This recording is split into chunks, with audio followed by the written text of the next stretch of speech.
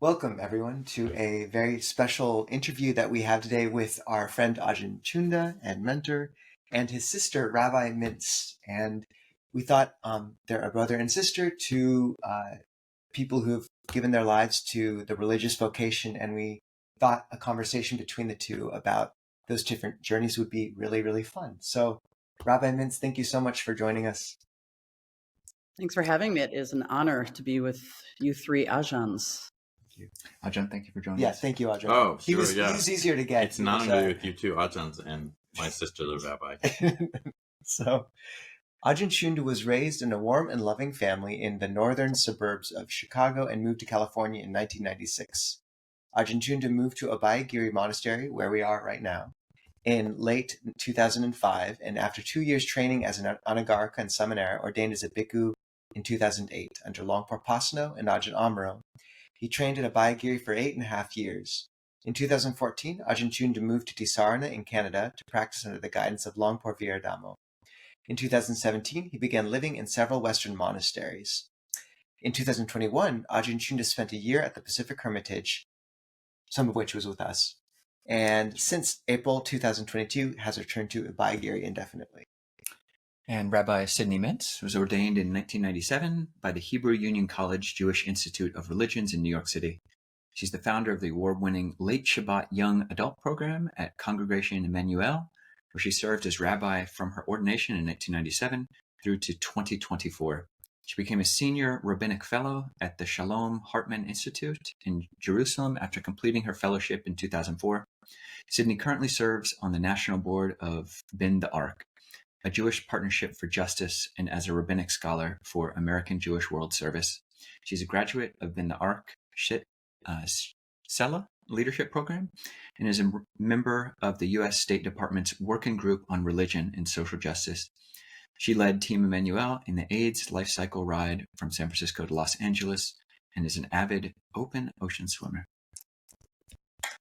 All right. Thank you for joining us again, Rabbi Mintz. So I wanted to start with a question, we're going to steer the questions to both of you, and either of you feel free to follow up with each other or whatever you would like best. But one of you remained with your childhood family faith, and the other changed their trajectory into Buddhist robes. And I'm curious, just how have those two trajectories, do you feel, shaped each of your personal journeys, in terms of the spiritual path? And either one of you can start, because I don't know who to call on or to direct. Sydney's older. Sydney's older. Sydney, you have to go first. Seniority. Right, yes. And I'm the more reverent one, so I'll take that question.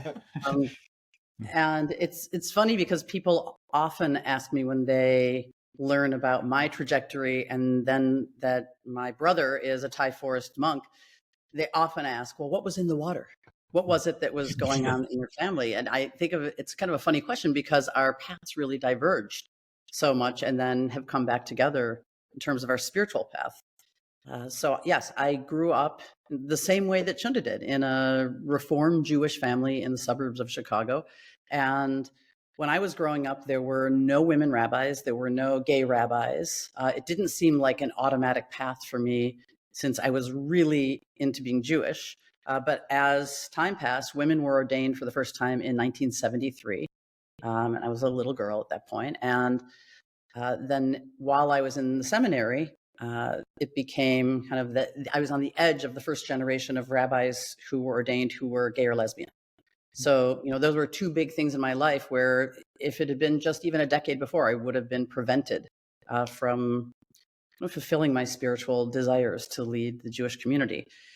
And I always felt called.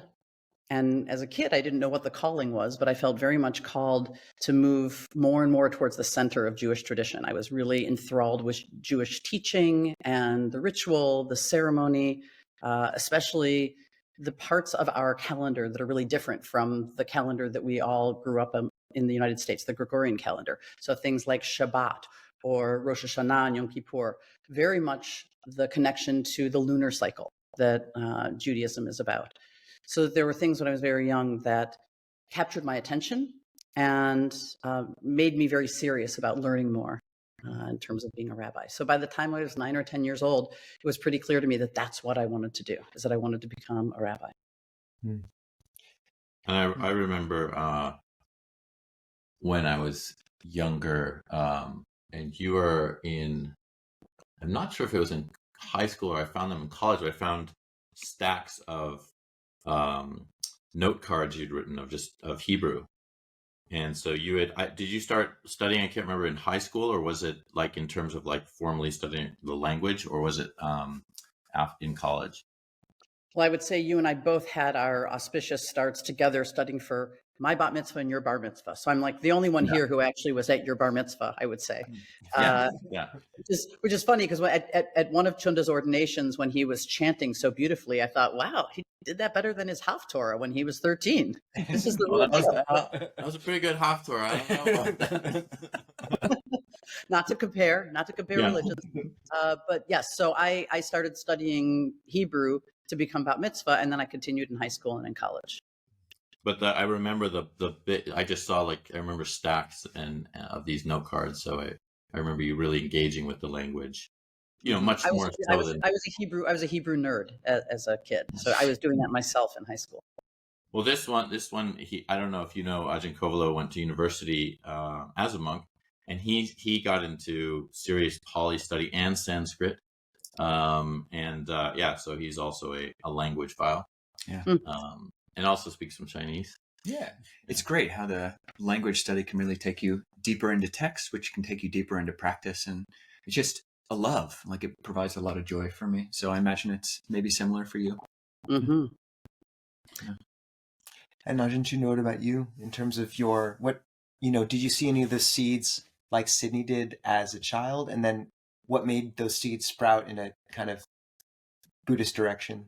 Well, I think the Jewish seed, so that was my spiritual seed. So if we had grown up without any kind of religious heritage, then I wouldn't have had probably a spiritual calling. I don't know, but I think the sense is that with Judaism, for me, it just didn't quite fit the same as it did for Sydney. And so I just didn't feel the same calling towards it or interest in it. But there was the seed planted within it of like, well, what is the meaning of life? What is the intention in life? And, what are we doing? And what is it about? Also community and just the things that Judaism really brings up in terms of a focus on this cultural upbringing and the sense of being part of an identity of a group. So I had those kind of seeds planted, but then I think for me that there was a little bit more of a spiritual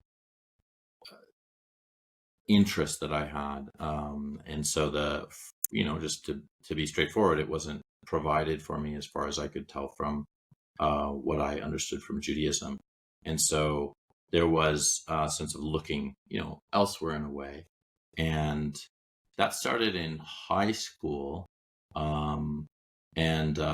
I didn't really feel any kind of change in Jewish identity, even I think in college, but the actual investigation of the spiritual side versus the cultural side of my upbringing started to change. And I think in high school I read Siddhartha by Hermann Hesse, and then started learning a little bit of meditation, and then that's where it all began, and then followed through in college with Buddhist courses and an interest in Buddhist philosophy and the suttas and things like that, although it was mostly Mahayana that I was learning about these days.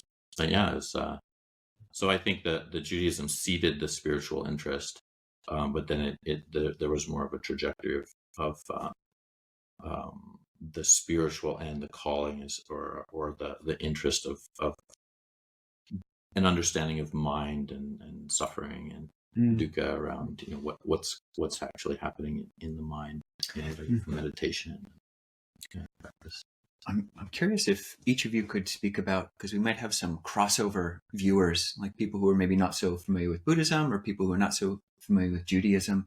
I'm curious if each of you, maybe starting with Ajahn Cunda, just speaking about what is the goal, what is the goal of the practice, and what are the methods of a practice to reach that goal. And similarly for Rabbi Mintz, like what is the goal of a Jewish life, and how do you go about effectuating that? So, yeah, well, the Buddha, the Buddha started his life recognizing that he wasn't happy, he was suffering, and there, it's kind of like there's got to be more to it than this. And he was living a pretty good life. He wasn't stricken with poverty. He was in a very well-to-do home, and so that kind of search is propelled him. And similarly, I think for me, it was just kind of a fair amount of suffering on my own end. Just I think my family members would recognize that in me. It's just, wow, this is a sufferer. And that really propelled me forward, as well as just discovering Buddhism and the Buddha's teachings on really that there is an end to that suffering, and that is through the perfection of the sila and samadhi, the sense that through virtue and through really an understanding of mind and what causes our own suffering and how we cause our own suffering, that can be alleviated completely, so that at the end there is non-suffering, and there is also non-birth, so one doesn't take birth again, and enter into the sphere of suffering again. So that that goal is part of like the that sounded pretty good to me when I was young and learning about it, and but definitely tempering everything has been being a monk, and how difficult it really is to put that into practice. But the Buddha's sense was he wasn't just the only person who could realize enlightenment. It was that all that beings who took on his teachings, if they didn't have certain obstructions, would not necessarily in this particular life, but could realize the end of suffering in that way, enlightenment. So that is the goal of the spiritual life. Whether one is a monastic or a layperson, it's still the sort of the trajectory that the Buddha is offering. He doesn't kind of see it as a difference, to say that lay people are spiritually inferior or anything like that. It's just that, no, we all have this same goal of trajectory towards realization and realizing the truth and enlightenment. So yeah, that's my own sense of the, more or less what the Buddha's teachings and where he encourages his followers to move with a sort of goal, if you will, as you said. The goal is the end of suffering. Thank you, Ajahn. And Rabbi Mintz, what is your take on the goal and practice of Judaism? Well, I find it interesting when Cunda said that he was kind of a suffering kid or suffering presence, that we could identify that. But I also would agree that everybody's suffering. Everybody's suffering about or with or from something. So I would say that growing up with Cunda, I didn't think of you as suffering more than me. So you know what? You can't take that away from me, man. Don't take my suffering away from me. No. And I know it's Buddhist to suffer, but it's also very Jewish to suffer. So we've suffered, we have guilt, we have shame. And I think the spiritual path a lot for me is about acknowledging that that's not something that comes from the outside, but that a lot of that is self-inflicted, that the lens on our suffering, guilt, shame, or negative thoughts comes from us, not necessarily from the outside world. It comes from the inside out. And to think about the spiritual path and what's the point of Judaism, I have to acknowledge that the spiritual path is a deeply human path, and I don't feel that any one religion is superior or inferior. That everybody is, hopefully, when they really get into some self-exploration, understanding that we're not just physical beings. We're very spiritually connected to ourselves, to one another, and to the universe.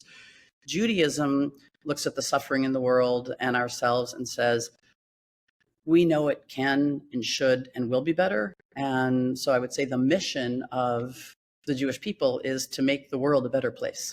to alleviate suffering, to do mitzvot, or the things that we're commanded to do to alleviate suffering, whether it's poverty, hunger, homelessness, things that have been going on since humanity was created, pretty much at the hands of other human beings. But there's a sense in Judaism, something called le'or hagoyim, which means or is light. So being a light unto the nations. And again, it's not like the Jews are above, but that we share light, that all humanity shares light with one another, and that we could see that the work that we need to do on ourselves should be, I would say, an embodied spirituality. So for me, I love Judaism because it's an embodied spirituality. I get to go into the world and I can meditate, I can pray, but I can do acts of loving kindness. And that to me feels very much the way that I live as a Jew. Is, I look at other people and I don't see the other, I see myself, and I try, very hard, it's a challenge, to do right by each human being. Thank you, Rabbi Mintz. And what would you say can you describe the concept of suffering and of God in Judaism a little more, like kind of flesh those two out? Because it does feel like, in terms of making the world or bringing light into the world or finding a wholeness there, I've certainly heard of the concept of kind of the world having been shattered into different fragments and this sense of bringing it back together. Would you speak at all to those two concepts? What did you say? We had like 7 or 8 hours on the podcast? Yeah, right, good. Maybe just God, just okay, so let me just back up for a second, jokingly about how long, that we could go on in this. There's a great story about a follower who really wants to learn about Judaism and goes to 2 different rabbis right before Shabbat is about to start, and goes to one rabbi, Rabbi Shammai, and knocks on his door and says, "Teach me everything there is to know about Judaism," while standing on one foot. And Shammai slams the door in his face, and he goes down the street to Rabbi Hillel and knocks on the door and says the same thing. Rabbi Hillel, teach me everything there is to know about Judaism, while standing on one foot. And Rabbi Hillel looks at this follower and stands on one foot. And I imagine that he's in his bathrobe. He's about to take a shower to go to Shabbat. He's in a rush, but he stands and he looks at this guy and he says, "Do unto others only what you want to have done to you. The rest is commentary. Now go and study it. Shabbat Shalom." So this idea of the golden rule. And so I don't talk that much about suffering. I think, suffering is a human condition, but I will say that, what you just referenced is something from the Kabbalistic, the Jewish mystical tradition, Lurianic Kabbalah, which talks about God as a force that was a part of the creation of the universe, and that in some way, the energy from the divine energy was so great that it cracked apart or broke open creation. And so there was this shattering during creation, and that for the rest of the time that humanity is occupying this fragile planet, that we are supposed to be taking our time and weaving back the world by taking the shattered fragments and bringing them back to wholeness. And that's the way that we treat one another. That's the mitzvot that we do. That's the work that we do in the world, so that the world's a little less suffering and edgy and tormented for each person. It's not to avoid it or say it doesn't exist. There's a lot of suffering, a lot of grief in this world. How do we alleviate it? How do we become a part of the fabric that is goodness? Thank you. And maybe just taking that thread in Buddhism and your understanding, your own practice, how do you become a fabric of goodness, like in a Buddhist context or in a monastic context? Yeah, it's interesting because it comes up a lot with people sometimes saying, like, what are monks doing? And like, what kind of activism do you do? And things like that. And I think the interesting aspect is our activism is much less usually outward. So it's more of a like an inward individual activism that I think does affect the world, but it's not necessarily seen. So basically, what we're trying to do as monks or any kind of Buddhist practitioners is decrease greed, hatred, and delusion in ourselves. Really, then we say, like, if someone was to ask us, well, what is that doing? What are you doing? Like, what acts are you actually doing to help other people? And I would say, well, I'm decreasing greed, hatred, and delusion within myself. And they might say, well, that's not enough, or that's not really, that's just for yourself. And I said, well, imagine if everybody on the planet had no greed, hatred, or delusion. Yeah, that would really be an incredible planet to live on. And just imagine if there's even one person who has no greed, hatred, or delusion in themselves, and how would that affect others? And so, we're going to have some visiting teachers here who seem to have, in certain ways, accomplished that. And it's so incredibly inspiring to be around those individuals, to know them, to even it's just life uplifting to know that there are beings like that. And also to know that there are, for us, people will sometimes say, oh, like, thank you for being a monk, or thank you for being a nun, or whatever it is. And it's that, because that's the, showing, in other words, kind of showing people that there's that possibility. And of course, as monastics, we focus more on renunciation. Our vows are a bit more on renunciation than necessarily just moral vows that are taken in Buddhism. And so we're also kind of letting go of those things of the world that are very much focused on as something that increases greed, hatred, and delusion. And so I think that as a form of kind of like how we are activists in the world, how we as monastics are engaging, it's really bringing that sense of helping the world in that way, but it's seen in a different context of, like, going out and doing things. And in the Mahayana tradition, there is a bit more of that. There's a bit more in Mahayana, where there is an expression of more of a traditional activism. And the theravada kind of more is like, well, yeah, try to do it through your own self-introspection and understanding and realization of nibbana, the focus, as I mentioned, on enlightenment, and that will help the world. So yeah, that's kind of, I think, a good way to explain things. One thing I'm sort of picking up is, we run into this a lot, the kind of pressure to justify our spiritual lives by society's standards. And it's interesting because it is the stories we most easily reference, it, just like do unto others as you would want done to yourself, for example. It, it invokes a very, a narrative that almost anyone can relate to and get behind.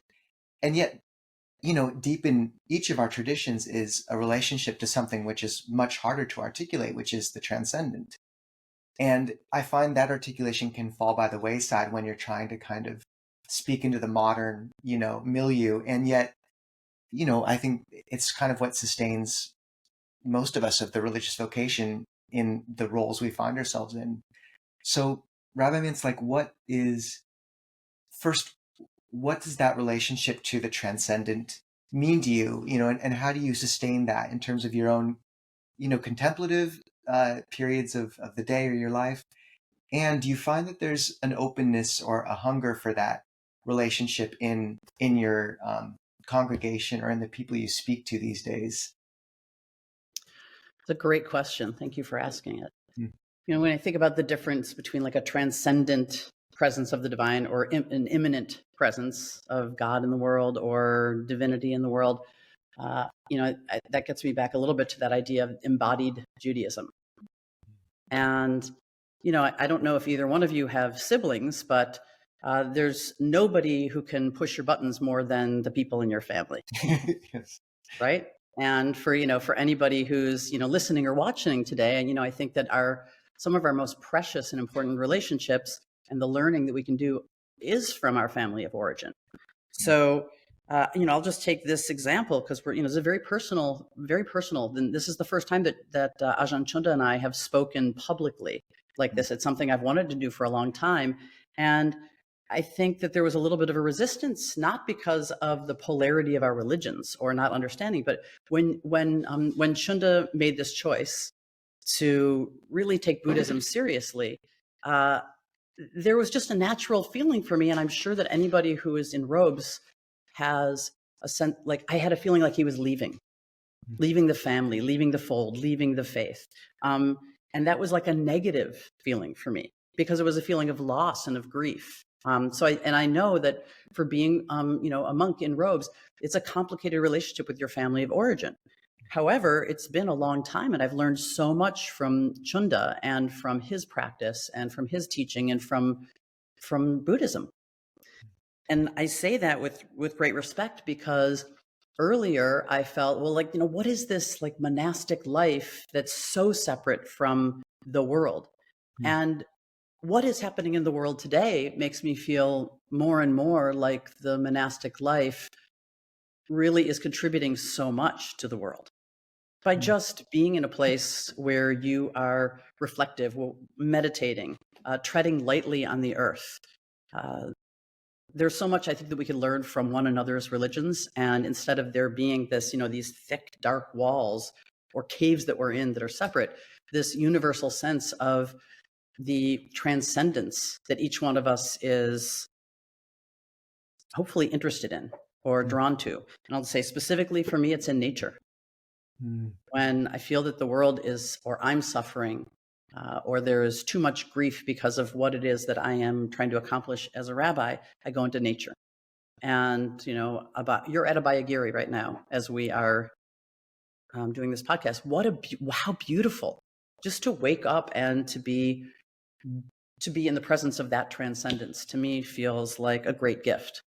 So I like to think of it as, the transcendence of being a part of nature, but also in my relationships with other human beings. So I hope that's it's kind of a long way of answering it, but also just that balance between transcendent and immanence when it comes to our relationship with spirituality. Yeah. Rabbi Mintz, I mean, just in terms of people who can press my buttons more than anyone else, actually more than my actual brother. It's actually your actual brother. Press my button. JK. But actually, to Ajahn Cunda, I'm curious, Rabbi Mintz spoke a little bit about, aspects of Buddhist renunciation or this monastic path, which, maybe Judaism could, learn from or look to, or just emphasis in different religions. And I'm curious if you could speak to both sides of this, like what you feel like Buddhism, monasticism, could learn from Judaism, and maybe what else, like other strengths that you feel like Buddhism might have that, people from a Jewish faith could emphasize, perhaps.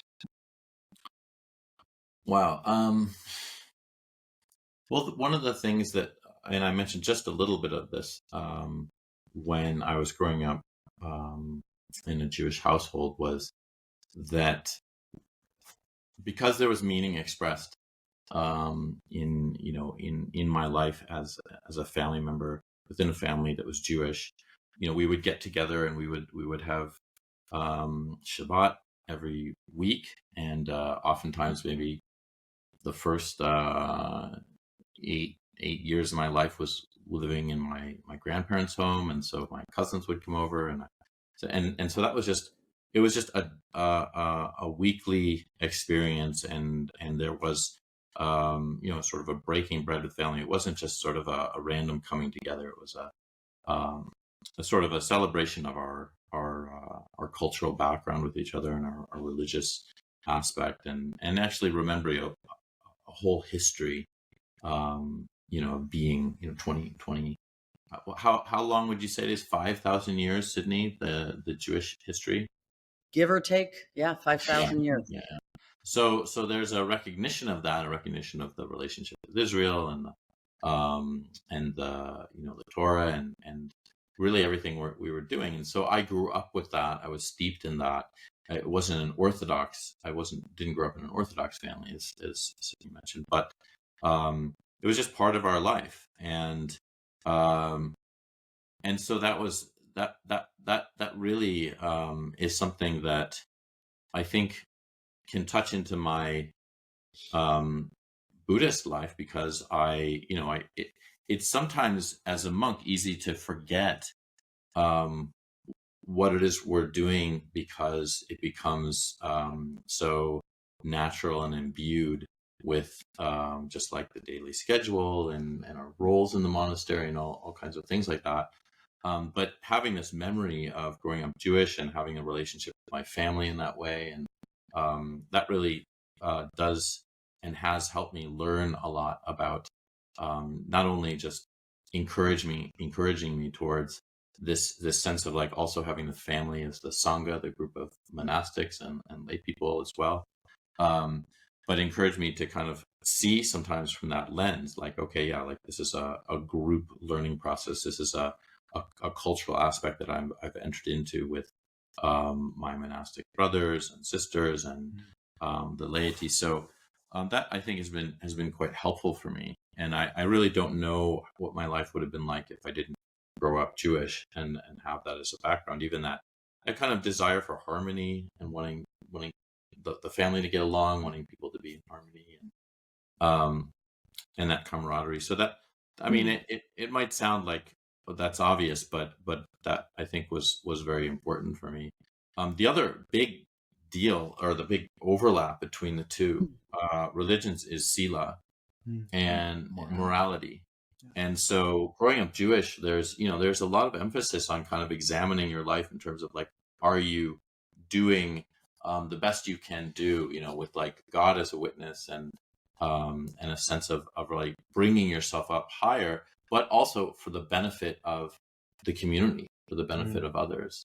And so that really overlaps with my Buddhist practice and what the teachings of the Buddhas of the past have encouraged over and over again, is that it's not just a mental aspect of how we engage with our spiritual life. It's a sense of like, what is the correct thing to be doing as a human being, towards others, towards, outwardly, how do we protect others through our own actions, whether it's by not lying or being appropriate sexually, or not killing, not stealing, all of these things. And the sense of growing up Jewish was that was very much kind of moved me into that in terms of my Buddhist life very easily. So those are things that were quite helpful. In terms of the opposite, you said, like, what can Judaism learn from Buddhism? I think that I think the cultivation of meditation has sort of come into quite a lot of interest in terms of the Jewish religion, and there's always been a meditative aspect. In fact, I think like one can think of, probably Sydney can talk about, like the conversation with God one has as being Jewish is similar to how we would think about meditation. But that, I think that aspect of really cultivating the mind is something that is very helpful to Judaism and people who are practicing or thinking about their lives. On that point, can I just want to jump in, because I do think that meditation, there's so much that has become popularized in terms of religious practice, and I think Buddhism especially. So I want to back up for a second and say that in the Torah, in the first book of the Torah, in Genesis, Isaac, who is Abraham's son, meditates, goes out into the wilderness and meditates. Lasuach is the word. Lasuach is the word to meditate, to introspect, and to pray. And so that was 4,000 years ago that people were going into the Jewish people were going into the wilderness and meditating, and not necessarily being in a group of people and praying together, but just as a kind of a solo meditation practice. So I love thinking about that, because it seems to me that everybody should meditate in some way. Everybody should have some peace, some quiet. And I'm a struggling meditator. If I get a good minute in a day, I congratulate myself. That's the beginning of it. So I think that is something in terms of the way that the world connects with or is detached from religious practice. Definitely there are people who are Buddhists in the world every day. You wouldn't know it. If you're monastic, if you are in robes, obviously people identify you as Buddhist. And it was funny because when I came to the monastery last week, I was so excited to talk to Cunda. I sent him an article about this television show, White Lotus, and the third season of White Lotus is in Thailand. It's about Thai forest Buddhism, and I was so excited. And then I was like, wait a minute, I can't talk to these guys. They're not up and already at the end of the season. They can read the articles about it, but like it's not.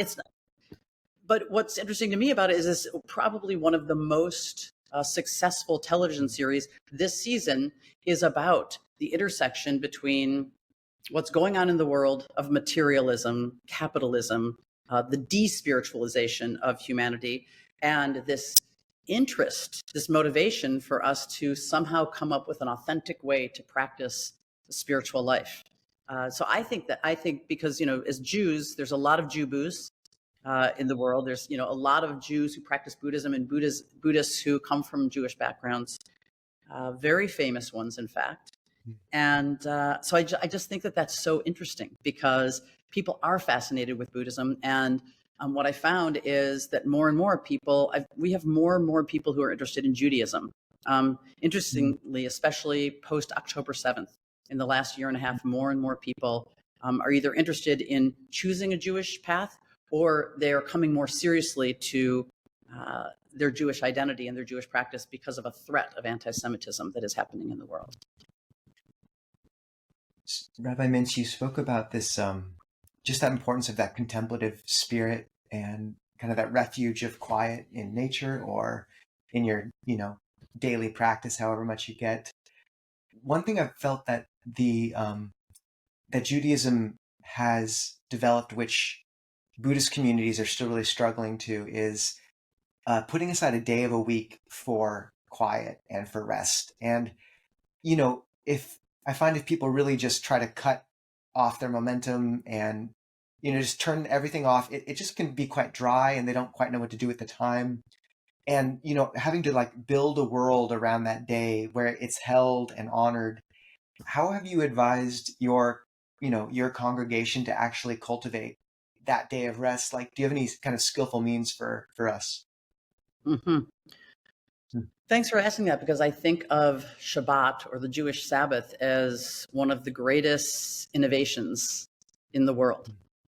Because 4,000 years ago, when there was this description of the creation of the world that is in the Bible, in the Jewish Torah, the understanding is that, the world's created in 6 days and then God rested on the seventh day. So if you think about it in terms of time, 1/7 of your life is supposed to be in self-reflection and nurturing, in resting your soul and your body. And so the way that I think about that is, as Ajahn Cunda said, we didn't grow up Orthodox, but we grew up with a reverence, a respect, a love of Shabbat because of making challah, because of lighting candles, because of coming together as a family. It's where, it's the first time I learned how to love Manischewitz wine, and I still love it. Just that, and the sensual pleasure of Shabbat is also a big deal. So what I try to share with people is that Shabbat, first of all, is not just for the Jewish people. Shabbat is for everybody. It's for all humanity who has any tension or stress or anxiety or suffering. So that's every single human being. We're all experiencing that. And that if you don't take, whether it's every day, taking a period of time, or once a week in the Jewish calendar, then you're really missing out on that sense of replenishing yourself. So when people ask about, well, how do you do a Shabbat practice? Do you turn everything off for 25 hours? It's actually 25 hours. The Jews love Shabbat so much that it starts when the sun goes down and it doesn't end until there's 3 stars in the sky. So it's 25 hours of Shabbat. It's the longest day of the week. That you don't have to do it all at once. And I'm sure this, corresponds to your practice, which is you don't one day stop the rest of the world and immediately go into robes, right? Mm-hmm. You're a novice, you're an Anagārika. There's different levels of getting immersed in practice. So what I say to people is, don't think about it as something that's onerous or a burden. It's not what you're missing out on Shabbat. It's what you actually get to do with that time. Because Judaism is a religion, a practice, a spiritual path that really doesn't have to do with physical place. It has to do with sacred time. Because we've been living in the diaspora for the last 2,000 years. The first couple thousand years, we were trying to get into Israel, and we were out, and we were in, and we were out. When Siddhartha lived, the 5th century BCE, we were being taken away to Babylonia from the land of Canaan or Palestine or Israel. So we've been living nomadically for so many thousands of years that it's sacred time that we celebrate, so that you should be able to do Shabbat, those 25 hours, wherever you are in the world. You don't need a specific physical temple to celebrate. But I like to tell people, don't do all 25 hours at one time. Start with a couple of hours. Turn off your devices. Turn off your cell phone. And there's different ways for people. Some of my most intense meditation happens during challah making on Fridays, because it's a long process. You can't bake bread. It's just like, I think Cunda shared this with me. I hope it's not incorrect, but one of the Buddha's teachings is that you can't rush a wave up onto the shore. This idea of like time, and that there's something very sacred about the time that you take to enter Shabbat. So that making bread, if you've ever made bread, it takes a long time. And a lot of times you're doing it alone. So for me, there's something where I have to physically be active in order to really be successful meditating. For me, that's challah baking. So it's the process of preparation for the 25 hours, and then immersing yourself slowly but surely into have a meal with your family. If you don't know the Hebrew, say 3 blessings of gratitude on Saturday. They could be in any language. And have challah French toast the next morning. So there's the sensual pleasure. Shabbat is a time of love, of sensual pleasure, of tasting new things, but it's also a time so that you can live the other 6 days of the week and not be in so much pain and suffering. Thank you, Rabbi. I'm curious. Your sister, Rabbi Mintz, mentioned just that there are several or many kind of well-known Jubus, who are kind of crossing this. What might seem to some to be a divide. You mentioned, the early generation in the 1970s bringing Buddhism from Southeast Asia to America, Joseph Goldstein, Sharon Salzberg, Jack Kornfield, were all, at least culturally Jewish. And I'm curious if you might be willing to speculate about why that is, because there are these seeming differences. You mentioned about, for Judaism, the joy of sensual pleasure on Shabbat. Whereas like Buddhism, we so much emphasize the joy of renunciation. And it seems like those two are contradictory. So where is the consilience? How might it be that there are so many Jubus disproportionately to the number of Buddhist and Buddhish people in America? Well, I think didn't Sidney the Dalai Lama address that when with the Jew in the Lotus book, when he said something about dissatisfaction. He just said, "Oh, if there are Jews moving towards, I'm not sure I'm getting this right, but moving towards Buddhism, there's something they're wanting more of that Buddhism's offering, and so, but they're maintaining they're still maintaining their Judaism. So what that is, I'm not necessarily sure if it's renunciation or mental cultivation. The Buddhist teachings are so directly, involved with, in a different way that I grew up learning about Judaism, really like, if this comes up in the mind, you do this. If that comes up in the mind, and you're always, it's a pretty strict guidance about how to maintain equilibrium within the mind. In terms of what the Dalai Lama was talking about in this conversation, I think he was saying if there's something that Judaism isn't offering Jewish people, that they're seeking these things in Buddhism, then it needs to figure out how to provide that for the people who want these things. My sense is that, as I was mentioning, that the Buddha has a very direct kind of sense of this is what's paramount and important. It's so important that you try to maintain a state of mind that is inclined towards wholesomeness and goodness, and to maintain a state of mind that has those qualities that are unwholesome as decreasing or preventing them from arising. And so, because it's just really focused on that so much, it doesn't emphasize a lot of the other things that we've been talking about with Judaism. And so that that's maybe a missing piece, or it's just something that people are very attracted to. And I know that it's there. We talk about sila in Judaism, morality in Judaism. So that's that aspect of it is there. But in terms of mind cultivation, and the hindrances and like what the Buddha is really seeing as dangers and how we can alleviate suffering, that's a pretty specific to Buddhism teaching and framework. And so it's just like almost like he's really like kind of pushing people in that direction much more so than in other directions, especially ritual or things there where people are bound up with their cultures in certain ways. And he was trying to really go against that. In many ways, he saw that as obstruction. So I think there is some attraction to that. But at the same time, when we say Jubus, there are people, as I would sense, Sydney, that just they, love their Jewish religion and they want to practice in their Jewish religion and be Jewish, but they have this attraction towards what the Buddha is teaching as well. So they're maintaining being both, both things. That's, it's a perspective to think about. There's the numbers. So there's probably, somewhere around 7% of the world is Buddhist, and somewhere around 0.2% of the world is Jewish. Mm-hmm. So I'm not talking just the numbers game, but when you think about how tiny the Jewish tribe is in terms of the world population, and how I believe that anti-Semitism has really, in a negative way, made a lot of Jews feel that assimilation or practicing other religions is a safety in some ways.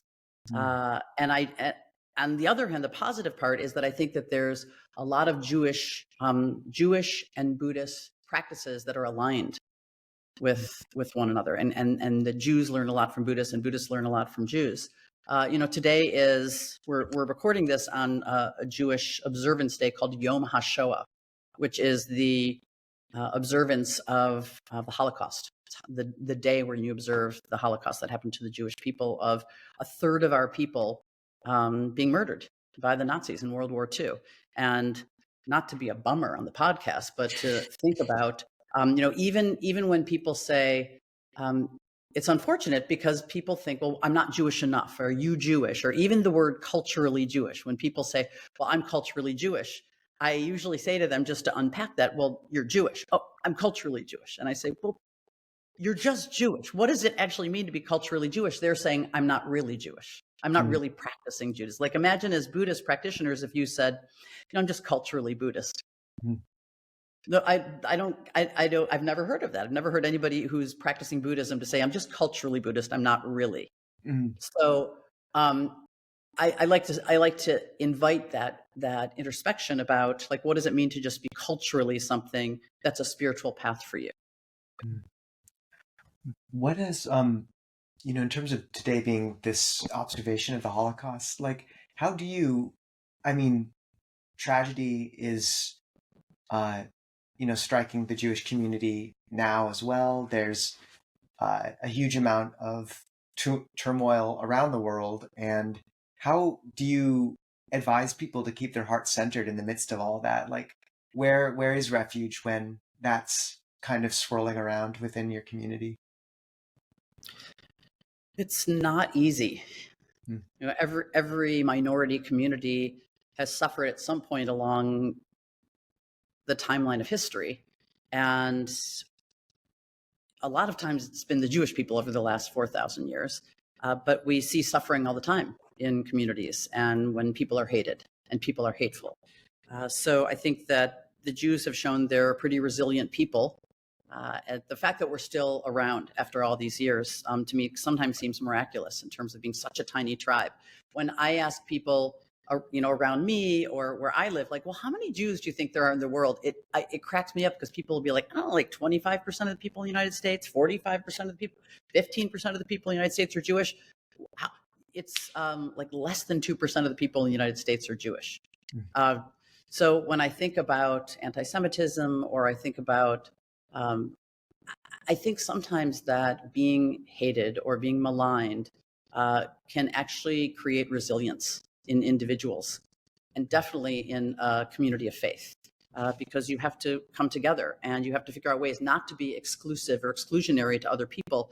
What we're doing today is really to give people a little bit of a taste of Buddhism, a little bit of a taste of Judaism. Here's these two kids who grew up in the suburbs of Chicago. One became an Ajahn and one became a rabbi. I think we should have our own podcast, by the way, just so you know. I would support at some point. But I do think that that level of suffering that comes as a result of being a minority community. I mean, we see it today, especially in the United States, with what's going on, and I envy those people who are not reading, like the New York Times every day, or watching things that are so disturbing or distressing about the way that minorities in this country are being treated. But what I think is, when you see other people being treated in a way that you don't want to be treated yourself, getting back to that story of the golden rule, that it is incumbent upon us, no matter what religion you are, no matter what gender you are, what color you are, to reach out of yourself and to alleviate that suffering. So it's, I think that those of us on a spiritual path maybe can see our responsibility a little bit more than just saying, well, that's terrible. I hope that doesn't happen to me. Rabbi Mintz and Ajahn, just curious, I know we're coming up on your time, but just curious if both of you would be willing to if there's anything else you'd like to add to this conversation, maybe starting with yourself, Rabbi Mintz, and then coming to Ajahn Mintz. And just what else would you like to add to this conversation? What would you like to say to Buddhists or people who are interested in Buddhism, or to this connection between the two faiths? I guess I would just pull out one of my favorite texts from the Mishnah, from one of the Jewish legal texts. In Pirkei Avot, it says, "The whole world is a very narrow bridge. The most important thing is not to be afraid." And the actual Hebrew says the most important thing is not to make oneself afraid. And I'd like to end with that, because I think that the spiritual path is not short. Relationships with our own family of origin, brothers and sisters, is not short. The three of you are brothers in your spiritual path now. It's not a short relationship. It's hopefully a lifelong relationship. And the most important thing, living in a world that is precarious and full of suffering and where there's so much unknown, is not to make oneself afraid, because what it does is it breeds that and breathes life into fear. And I'm somebody who chooses a lot of the time not to live in fear as much as I possibly can. And I think when you don't live in fear, you can be more open-hearted to other people. Thank you, Rabbi. Ajahn. And we live at Fearless Mountain. So that's a good. That's also a good thing. So Abhayagiri is Bhaya is fear. Is that the best translation? And is negation, so it's fearless. And we live in Fearless Mountain. And I think for myself, I don't know how often people relate to this, but just thinking about that and providing a sense of fearlessness.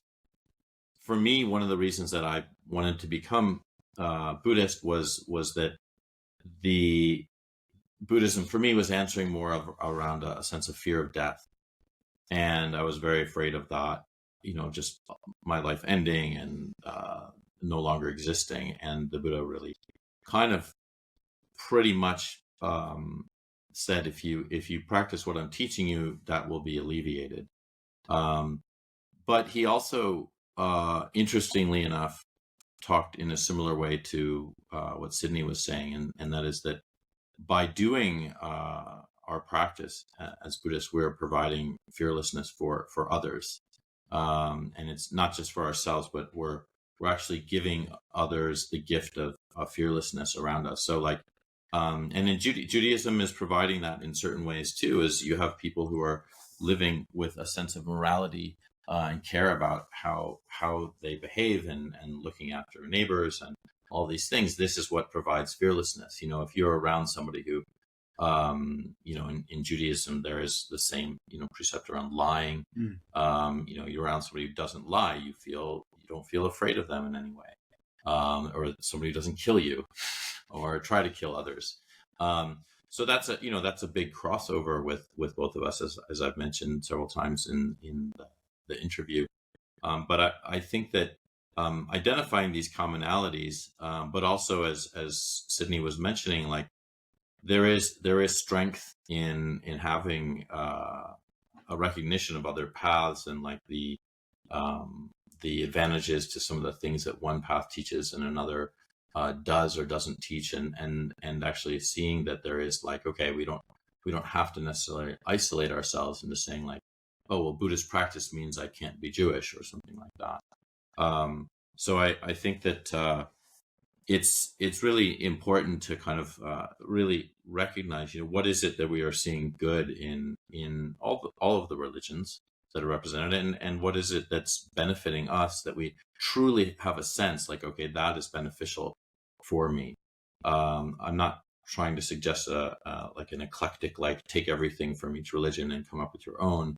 I'm just more saying that we can see that there's goodness in each religion, and in terms of Buddhism, it's really this sense of like looking within yourself and really trying to understand, how am I causing suffering for myself? How am I causing suffering for others? And how can I alleviate that? And then to know like, well, you can't just make yourself not suffer. You have to recognize, realize, and understand like what is actually happening. And that comes with Sydney, you mentioned the word embodiment. And that's something that is emphasized so much and with a lot of our sort of Western teachers in our Sangha, like really coming back to our body as the present experience is what's going to teach us. Because our minds want to go outward and see like, okay, I can fix that or fix this.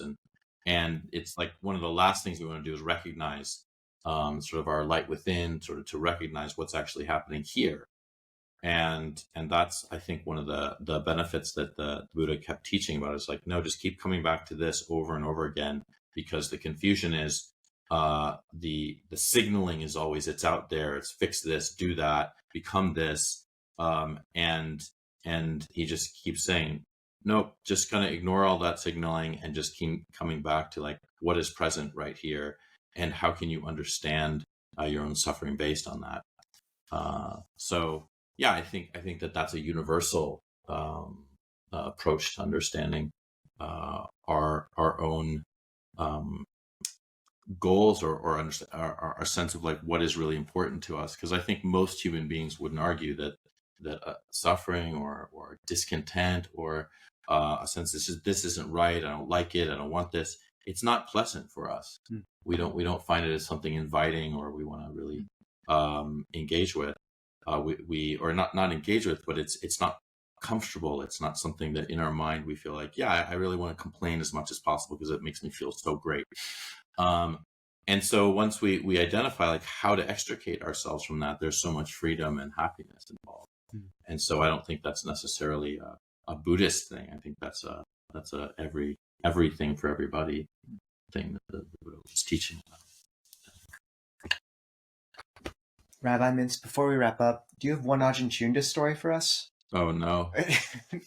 Well, I'm glad this is not live. You can edit this out. I'm going to end with two things. One is nobody in our family liked cats. And I will just tell you that I came home from like some trip from summer camp and there were 3 cats living at my house. And so what he did to you guys, he did to us. We ended up with cats in our house. So he's I appreciate Cunda's love of animals. What I would say, do you guys mind if I end with a joke? Yeah, no, please.